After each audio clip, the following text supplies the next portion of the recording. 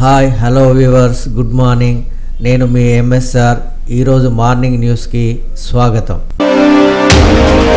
కులగణన డేటాతో సంక్షేమం, అర్హులైన వారందరికీ పథకాలు ఇచ్చేందుకు వాడతాం. ఈ డేటా సామాజికంగా తెలంగాణ ఆరోగ్య పరిస్థితిని తెలియజెప్పే మెగా హెల్త్ రిపోర్ట్. కులగణన అధ్యయన నివేదికపై సీఎం రేవంత్ రెడ్డి ప్రభుత్వానికి నివేదిక సమర్పించిన నిపుణుల కమిటీ కేబినెట్ లో చర్చించి ఈ నెలాఖరులో విడుదల.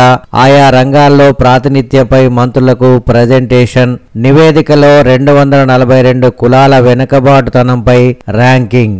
తెలంగాణలో నిర్వహించిన సర్వే దేశానికి ఆదర్శం. రాష్ట్రంలో చేపట్టిన కులగణనను అధ్యయనం చేయడానికి రాష్ట్ర ప్రభుత్వం నియమించిన స్వతంత్ర నిపుణుల కమిటీ ప్రభుత్వానికి తమ 300 పేజీల నివేదికను సమర్పించింది. MCHRTలో జరిగిన సమావేశంలో ముఖ్యమంత్రి రేవంత్ రెడ్డితో independent expert working group chairman justice Sudarshan Reddy ఆధ్వర్యంలో నిపుణులు సమావేశమయ్యారు.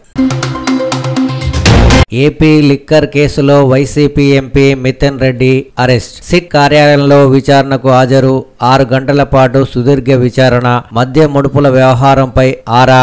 అరెస్టు చేసినట్లు కుటుంబ సభ్యులకు సమాచారం. నేడు కోర్టులో హాజరుపరిచే అవకాశం. ఇదే కేసులో విచారణకు రావాలంటూ మాజీ మంత్రి నారాయణ స్వామికి నోటీసులు. మరోవైపు ప్రైమరీ ఛార్జ్ షీట్ దాఖలు చేసిన సిట్ మిథున్ రెడ్డి ప్రస్తావన లేకుండానే 300 పేజీలతో అభియోగ పత్రం. సంస్కృతిని ప్రతిబింబించేలా మేడారం ఆధునీకరణ. పూజారుల అభిప్రాయాలు, భక్తుల అవసరాలకే పెద్దపీట. మేడారం సమ్మక్క సారలమ్మ ఆలయ ఆధునీకరణపై రాష్ట్ర స్థాయి సమావేశంలో స్పష్టం చేసిన సీతక్క.